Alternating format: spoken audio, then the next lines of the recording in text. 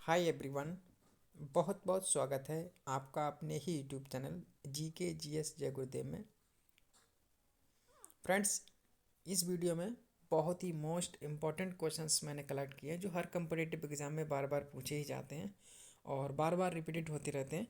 तो उन्हीं क्वेश्चंस की आज हम इस वीडियो में डिस्कस करेंगे और बहुत ही ज़्यादा मोस्ट इम्पॉर्टेंट क्वेश्चंस हैं। और अगर आप हमारे चैनल पर पहली बार विजिट कर रहे हैं तो चैनल को सब्सक्राइब कर लें, साथ ही साथ बेल आइकन को प्रेस कर लें जिससे कि सबसे पहले नोटिफिकेशन आपके पास पहुंचे। और अगर वीडियो पसंद आए तो इसे लाइक करें। और आइए चलिए स्टार्ट कर लेते हैं। प्रश्न नंबर 1। गुर्दे का रिनल पथरी नामक रोग किस पदार्थ के सेवन से होता है? तो दोस्तों आप बताएंगे गुर्दे का रिनल पथरी नामक रोग चाय के अत्यधिक सेवन से होता है, यानी इसका ऑप्शन नंबर इसका ठीक हो जाएगा। दोस्तों, इंडिया में पहली बार 1840 ईस्वी में गवर्नर लॉर्ड विलियम बेंटिंग द्वारा चाय का उत्पादन शुरू कराया गया था। दोस्तों, चाय के लिए उपयुक्त मिट्टी कौन सी होती है? तो आप बताएंगे चाय के लिए जो उपयुक्त मिट्टी होती है वो लेटेराइट मिट्टी होती है। जो चाय के बागान होते हैं वह 600 से लेकर 1800 मीटर की ऊंचाई पर पहाड़ी भागों के ढलानों पर बनाए जाते हैं। दोस्तों, क्योंकि पौधों की जड़ों में पानी का रुकना चाय के लिए हानिकारक होता है, इसलिए पहाड़ी भागों के ढलानों पर चाय के बागान बनाए जाते हैं। दोस्तों, चाय की जो क्वालिटी होती है वह पत्तियों की आयु पर निर्भर करती है। दोस्तों, इस क्वेश्चन से इतने इंपॉर्टेंट फैक्ट बन सकते हैं। अगर आपको वीडियो पसंद आती है, वीडियो को लाइक, शेयर और चैनल को जरूर सब्सक्राइब करिए। नेक्स्ट क्वेश्चन, प्रश्न नंबर 2। मछलियों का अध्ययन किस शाखा में किया जाता है? तो दोस्तों, मछलियों का अध्ययन जिस शाखा में किया जाता है उसे इक्थियोलॉजी कहते हैं, यानी इसका ऑप्शन नंबर सी इसका ठीक हो जाएगा। बात करते हैं हर्पिटोलॉजी की। दोस्तों, जंतु विज्ञान की वह शाखा जिसके अंतर्गत सरीसृपों का अध्ययन किया जाता है उस शाखा को हर्पिटोलॉजी कहते हैं। बात करते हैं कॉन्कोलॉजी की। दोस्तों, मोलस्का और इनके देह खोलों का अध्ययन जिस शाखा में किया जाता है उसे कैंकोलॉजी कहते हैं। बात करते हैं ऑर्निथोलॉजी की। दोस्तों, पक्षियों का अध्ययन जिस शाखा में किया जाता है उसे ऑर्निथोलॉजी कहते हैं। नेक्स्ट क्वेश्चन, प्रश्न नंबर 3। निम्नलिखित में से कौन सी एक मछली है? दोस्तों, निम्नलिखित में से सैल्मन जो होता है मछली है, यानी इसका ऑप्शन नंबर डी इसका ठीक हो जाएगा। प्रश्न नंबर 4। निम्नलिखित जीवों में से किसमें पौधे और जंतु दोनों की विशेषता होती है? तो दोस्तों, निम्नलिखित जीवों में से जुगलीना में पौधे और जंतु दोनों की विशेषता होती है, यानी इसका ऑप्शन नंबर सी इसका ठीक हो जाएगा। दोस्तों, जुगलीना यह तालाब के स्वच्छ जल में पाया जाता है। इसमें क्लोरोफिल मिलता है। यह प्रकाश संश्लेषण द्वारा अपना भोजन स्वयं बनाता है। जुगलीना में प्रचलन अंग पाया जाता है जिसे कशाब यानी फ्लैगेला भी कहा जाता है। दोस्तों, जुगलीना को पौधे तथा जंतु दोनों के बीच में संयोजक जीव कहा जाता है। नेक्स्ट क्वेश्चन, प्रश्न नंबर 5। निम्न में से कौन सा कोशिकांग कोशिकीय विभाजन के लिए उत्तरदायी होता है? तो दोस्तों, निम्नलिखित में से माइटोकॉन्ड्रिया कोशिकांग जो होता है यह कोशिकीय विभाजन के लिए उत्तरदायी होता है, यानी इसका ऑप्शन नंबर 20 का ठीक हो जाएगा। नेक्स्ट क्वेश्चन, प्रश्न नंबर 6। निम्नलिखित में से कौन एक विटामिन है? दोस्तों, निम्नलिखित में से राइबोफ्लेविन जो होता है विटामिन होता है। दोस्तों, राइबोफ्लेविन जो होता है विटामिन B2 का रासायनिक नाम होता है। बाकी सभी कैरोटीन, इंसुलिन और एड्रिनल यह सभी हार्मोन के उदाहरण है। नेक्स्ट क्वेश्चन, प्रश्न नंबर 7। चने की पत्ती में खटास किस कारण होता है? तो दोस्तों, चने की पत्ती में जो खटास होता है यह ऑक्जेलिक अम्ल के कारण होता है, यानी इसका ऑप्शन नंबर डी इसका ठीक हो जाएगा। दोस्तों, बात करते हैं इस क्वेश्चन की ऑप्शंस की। कुरकुमिन, दोस्तों यह हल्दी के पीले रंग का कारण होता है कुरकुमिन। बात करते हैं कैरोटीन की। दोस्तों, कैरोटीन के कारण गाजर में लाल रंग होता है, जबकि टमाटर का लाल रंग लाइकोपीन के कारण होता है। नेक्स्ट क्वेश्चन, प्रश्न नंबर 8। चोट लगने पर किस प्रोटीन के द्वारा रक्त जमता है? तो दोस्तों, निम्नलिखित में से फाइब्रिनोजोन नामक प्रोटीन के कारण जब चोट लग जाती है तो रक्त जम जाता है, यानी इसका ऑप्शन नंबर सी इसका ठीक हो जाएगा। दोस्तों, जब आपको कभी चोट लग जाती है तो ब्लड वहां पर निकलता है, परंतु कुछ देर के बाद ब्लड निकलना बंद हो जाता है। यह किस कारण होता है? यह दोस्तों प्रोटीन जो होता है फाइब्रिनोजोन, इसके कारण ब्लड निकलना बंद हो जाता है। अगर यह क्वेश्चन ऐसे भी बन सकता है कि चोट लगने पर किस विटामिन के द्वारा रक्त जमता है? तो आप बताएंगे विटामिन के द्वारा रक्त जम जाता है, यानी रक्त का थक्का बनाने में विटामिन के मदद करता है। अगर आपसे एंजाइम पूछ ले कि चोट लगने पर किस एंजाइम के द्वारा रक्त जमता है, तो आप बताएंगे थ्रोम्बिन नामक एंजाइम जो होता है रक्त का थक्का बनने में मदद करता है। नेक्स्ट क्वेश्चन, प्रश्न नंबर 9, मलेरिया रोग का मुख्य कारक क्या होता है? तो दोस्तों मलेरिया रोग का जो मुख्य कारक होता है वह प्लाज्मोडियम होता है, यानी इसका ऑप्शन नंबर है इसका ठीक हो जाएगा। दोस्तों मलेरिया रोग प्लाज्मोडियम नामक रोगजनक परजीवी प्रोटोजोन के संक्रमण से होता है। किसके संक्रमण से होता है? प्लाज्मोडियम नामक रोगजनक परजीवी प्रोटोजोन के संक्रमण से होता है। दोस्तों मादा एनाफिलीज प्लाज्मोडियम की वाहक होती है। दोस्तों इस क्वेश्चन से इतने इंपॉर्टेंट फैक्ट बन सकते थे। नेक्स्ट क्वेश्चन, प्रश्न नंबर 10, किसकी उपस्थिति के कारण गाय के दूध का रंग पीला होता है? तो दोस्तों जो केरोटिन की उपस्थिति के कारण तो गाय का दूध होता है वह पीला होता है, यानी इसका ऑप्शन नंबर इसका ठीक हो जाएगा। दोस्तों एक क्वेश्चन और बनता है कि किसकी उपस्थिति के कारण भैंस के दूध का रंग सफेद होता है? तो आप बताएंगे कैसीन की उपस्थिति के कारण भैंस का दूध का रंग सफेद होता है। नेक्स्ट क्वेश्चन, प्रश्न नंबर 11, बेसिलस एंथ्रेसिस नामक जीवाणु की खोज किसने की थी?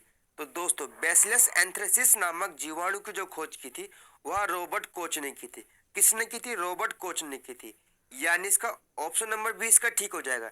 दोस्तों रॉबर्ट कोच ने 1876 ईस्वी में बेसिलस एंथ्रेसिस नामक जीवाणु की खोज की थी। दोस्तों बेसिलस एंथ्रेसिस जीवाणु से एंथ्रेक्स नामक रोग हो जाता है। बात करते हैं दोस्तों लुई पाश्चर के बारे में। दोस्तों 1857 में 1857 में इन्होंने किण्वन की खोज की थी। दोस्तों चीनी के अल्कोहल में परिवर्तन होने की प्रक्रिया को किण्वन यानी फर्मेंटेशन कहते हैं। बात करते हैं अलेक्जेंडर फ्लेमिंग के बारे में। दोस्तों इन्होंने पेंसिलिन की खोज की थी। बात करते हैं एडवर्ड जेनर के बारे में। दोस्तों एडवर्ड जेनर ने 1798 ईस्वी में इन्होंने चेचक के टीके की खोज की थी। नेक्स्ट क्वेश्चन, प्रश्न नंबर 12, पालक में कौन सा अम्ल पाया जाता है? तो दोस्तों पालक में ऑक्जेलिक अम्ल पाया जाता है, यानी इसका ऑप्शन नंबर डी इसका ठीक हो जाएगा। दोस्तों बात करते हैं इस क्वेश्चन के ऑप्शंस के बारे में। एसिटिक अम्ल यह सिरका में पाया जाने वाला अम्ल होता है, जबकि जो फार्मिक अम्ल होता है यह चींटी के डंक में तथा बर्रई के डंक में पाया जाता है, जबकि जो साइट्रिक अम्ल होता है यह नींबू में पाया जाने वाला अम्ल होता है। नेक्स्ट क्वेश्चन, प्रश्न नंबर 13, जंग लगने पर लोहे का भार पर क्या प्रभाव पड़ता है? तो दोस्तों जंग लगने पर लोहे के भार में बढ़ोतरी हो जाती है, यानी लोहे का जो भार होता है वो बढ़ जाता है। ऑप्शन नंबर इसका ए ठीक हो जाएगा। दोस्तों ऑक्सीकरण के कारण लोहे पर जंग लगता है, इसे रस्टिंग ऑफ आयरन कहते हैं। लोहे पर जंग लगने से इसका वजन बढ़ जाता है। लोहे को जंग लगने से बचाने के लिए इस पे गैल्वेनाइजेशन तकनीक का प्रयोग किया जाता है। नेक्स्ट क्वेश्चन, प्रश्न नंबर 14, निम्नलिखित में से कौन सा परमाणु का भाग नहीं है? तो दोस्तों निम्नलिखित में से जो फोटॉन होता है ये परमाणु का भाग नहीं होता है। बाकी सभी इलेक्ट्रॉन, प्रोटॉन और न्यूट्रॉन ये सभी परमाणु के भाग होते हैं, जबकि जो फोटॉन होता है परमाणु का भाग नहीं होता। नेक्स्ट क्वेश्चन, प्रश्न नंबर 15, यदि चंद्रमा पर बड़ा विस्फोट हो जाए तो उसकी ध्वनि पृथ्वी पर कितनी देर बाद सुनाई देगी? दोस्तों अगर चंद्रमा पर बहुत बड़ा विस्फोट हो जाए तो उसकी ध्वनि पृथ्वी पर कभी भी सुनाई नहीं देगी, यानी इसका ऑप्शन नंबर डी इसका ठीक हो जाएगा। दोस्तों ऐसा क्यों होता है मैं आपको बताता हूँ।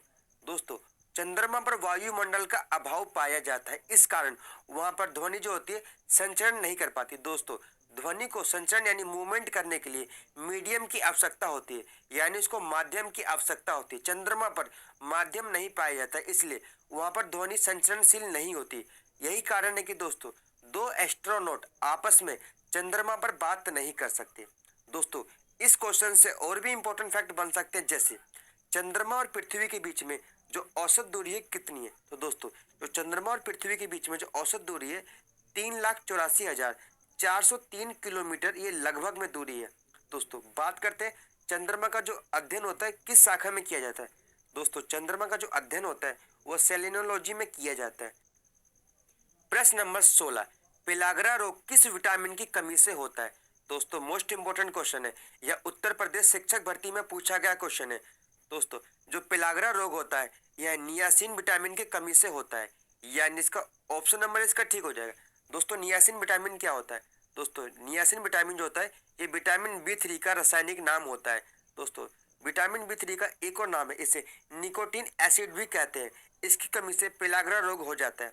दोस्तों बात करते हैं राइबोफ्लोविन के बारे में। दोस्तों यह विटामिन B2 का नाम राइबोफ्लेविन होता है। दोस्तों यह अंडों, ग्रीन वेजिटेबल्स, मशरूम में पाया जाता है। बात करते हैं रेटिनॉल के बारे में। दोस्तों विटामिन ए का रासायनिक नाम है। दोस्तों विटामिन ए की कमी से कौन सा रोग हो जाता है? तो दोस्तों विटामिन ए की कमी से रतौंधी रोग हो जाता है। बात करते हैं थायमिन के बारे में। दोस्तों विटामिन B1 का नाम जो रासायनिक नाम होता है वो थायमिन होता है। दोस्तों विटामिन B1 की कमी से कौन सा रोग हो जाता है? तो दोस्तों विटामिन B1 की कमी से बेरी रोग हो जाता है। नेक्स्ट क्वेश्चन, प्रश्न नंबर 17, केंचुओं में पार्श्वीय हृदय की कुल संख्या होती है। तो दोस्तों केंचुओं में जो पार्श्वीय हृदय की कुल संख्या होती है वह होती है 8, यानी 4 जोड़ी होती है। ऑप्शन नंबर डी इसका ठीक हो जाएगा। दोस्तों जो केंचुआ होता है एनालिडा संघ से संबंधित होता है। इसका वैज्ञानिक नाम फेरिटीमा पोस्तुमा होता है। यह द्विलिंगी जंतु होता है। शरीर इसका अनेक खंडों में विभाजित होता है। केंचुए के अधर तल के 14वें खंड में मादा जनन अंग जबकि 18वें खंड पर नर जनन अंग पाया जाता है। दोस्तों जो केंचुए का प्रमुख उत्सर्जी पदार्थ होता है वह यूरिया होता है। दोस्तों जो केंचुआ होता है श्वसन क्रिया त्वचा द्वारा करता है। नेक्स्ट क्वेश्चन, प्रश्न नंबर 18, इलेक्ट्रॉन की खोज किसके द्वारा की गई थी? तो दोस्तों इलेक्ट्रॉन की खोज जे थॉमसन के द्वारा की गई थी, यानी इसका ऑप्शन नंबर बी ठीक हो जाएगा। दोस्तों जे थॉमसन द्वारा इलेक्ट्रॉन की खोज की गई थी। इसके लिए इन्हें 1906 में फिजिक्स का नोबेल प्राइज दिया गया था। दोस्तों जे थॉमसन द्वारा सीआरटी प्रयोग के दौरान, सीआरटी यानी कैथोड रे ट्यूब प्रयोग के दौरान इलेक्ट्रॉन की खोज की थी। दोस्तों इलेक्ट्रॉन को ई के सिंबल से डिनोट किया जाता है। बात करते हैं रदरफोर्ड के बारे में। दोस्तों रदरफोर्ड ने प्रोटॉन की खोज की थी, जबकि जेम्स चैडविक ने इन्होंने 1932 ईस्वी में बेरिलियस धातु पर अल्फा कणों की बौछार के द्वारा न्यूट्रॉन की खोज की थी। नेक्स्ट क्वेश्चन, नंबर 19, नेफ्रिडिया उत्सर्जी अंग किस जंतु में पाया जाता है? तो दोस्तों जो नेफ्रिडिया उत्सर्जी अंग होता है यह केंचुआ, जोक और नेरिस यानी इन सभी में पाया जाता है। ऑप्शन नंबर डी इसका ठीक हो जाएगा। दोस्तों केंचुआ, जोक और नेरिस ये सभी एनेलिडे संघ से संबंधित जीव है। इन जीवों में जो उत्सर्जी अंग होता है उसे नेफ्रिडिया कहते हैं। नेक्स्ट क्वेश्चन, आज की वीडियो का अंतिम प्रश्न, प्रश्न नंबर 20, ओजोन गैस किस मंडल में पाई जाती है? दोस्तों जो ओजोन गैस होती है यह समताप मंडल में पाई जाती है, यानी इसका ऑप्शन नंबर बी ठीक हो जाएगा। दोस्तों समताप मंडल को इंग्लिश में स्ट्रेटोस्फीयर भी कहते हैं। दोस्तों जो ओजोन गैस होती है यह समताप मंडल में 15 से लेकर 35 किलोमीटर के बीच में पाई जाती है। दोस्तों जो ओजोन गैस होती है इसको किस इकाई में मापा जाता है? तो दोस्तों इसे डाप्सन इकाई में मापा जाता है। दोस्तों ओजोन गैस जो होती है यह सूर्य से आने वाली पराबैंगनी किरणों को अवशोषित कर लेती है। दोस्तों पराबैंगनी किरणें मनुष्य के लिए व पेड़ पौधों के लिए घातक होती है। इससे चर्म रोग व कैंसर आदि रोग हो जाते हैं। दोस्तों आज की वीडियो से इतने इंपॉर्टेंट क्वेश्चन बन सकते हैं। अगर आपको वीडियो पसंद आई तो वीडियो को लाइक, शेयर और चैनल को जरूर सब्सक्राइब करिए। दोस्तों इस वीडियो की PDF आपको टेलीग्राम चैनल से प्राप्त हो सकती है। दोस्तों धन्यवाद।